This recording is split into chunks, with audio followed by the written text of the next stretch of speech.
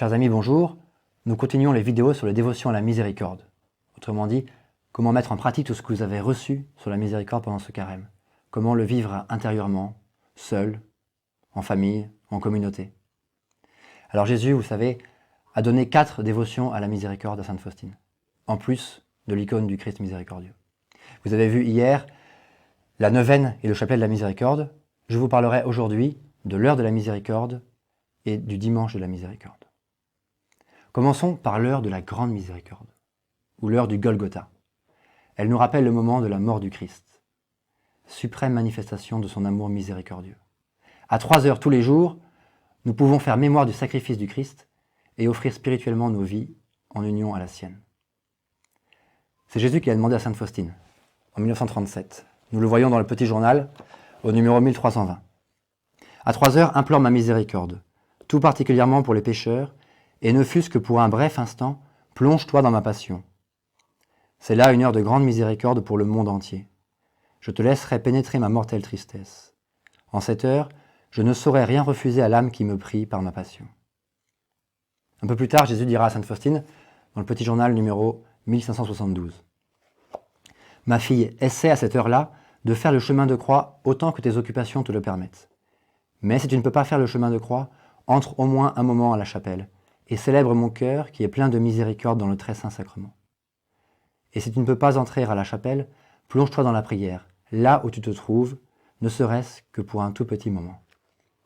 1 heure, et si vous ne pouvez pas, un tout petit moment, pour unir vos activités, vos souffrances et celles du monde entier à l'œuvre rédemptrice du Christ. Mes amis, nous avons là un trésor inépuisable de grâce. Jésus nous le promet. Et en plus, je vois un avantage à pratiquer cette heure de la miséricorde. Eh bien, elle nous aide à ne pas évacuer la croix de nos vies. Nous avons tous envie de nous débarrasser de nos souffrances, de nos fardeaux, de nos croix. Le monde nous y incite. Et même chez les cathos, on est parfois bien content de passer sous silence cette croix scandaleuse. Oui, la croix du Christ, c'est vrai, mais enfin le Christ est ressuscité, nous dit-on. Mais comment peut-on avoir honte de la passion du Christ, qui est le signe éminent de son amour pour nous et de notre salut? Alors bien sûr, il ne faut pas se complaire dans le dolorisme.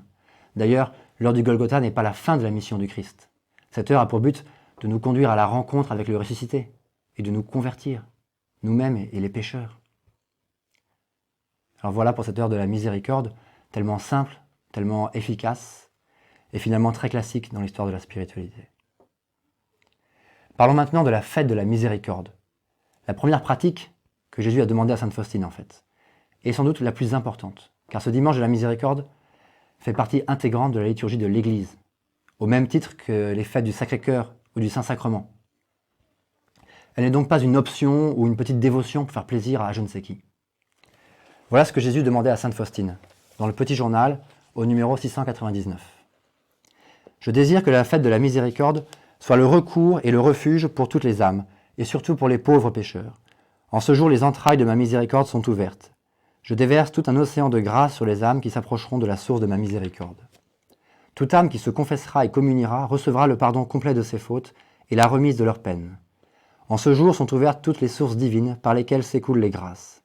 Qu'aucune âme n'ait peur de s'approcher de moi, même si ses péchés sont comme l'écarlate. La fête de la miséricorde est issue de mes entrailles. Je désire qu'elle soit fêtée solennellement le premier dimanche après Pâques. Cette fête de la miséricorde, située donc à la fin de l'octave pascale, à la demande de Jésus, montre le lien essentiel entre la miséricorde et la résurrection. Le mystère pascal de la mort, de la résurrection, de l'ascension de notre Seigneur est en fait la révélation de la miséricorde divine. La liturgie de ce dimanche y correspond bien, dans les 2 formes du rite, que ce soit par l'épître de Saint Jean qui évoque l'eau, le sang et l'esprit, qui sont des signes de la grâce qui jaillit du côté du Christ par les sacrements, ou par l'évangile de l'institution du sacrement du pardon. Cette liturgie est centrale pour pénétrer le mystère de la miséricorde. Cette fête est un jour de grâce pour les pécheurs, car les vannes de la miséricorde sont grandes ouvertes. Peut-être allez-vous me dire, bon, a priori j'ai la chance d'être en état de grâce, de vivre régulièrement le sacrement de confession, donc je ne suis pas tellement concerné par cette grande fête de la miséricorde. Eh bien si, vous l'êtes. Nous le sommes tous, personnellement et à un double titre. Premièrement, parce qu'elle doit être l'occasion de mieux découvrir le drame de notre péché et de mieux découvrir la miséricorde à l'œuvre pour réparer nos péchés. Et deuxièmement, parce que chaque baptisé a la responsabilité de la sanctification du monde. Que vont devenir les pauvres pécheurs? Voilà la prière de saint Dominique durant ces nuits.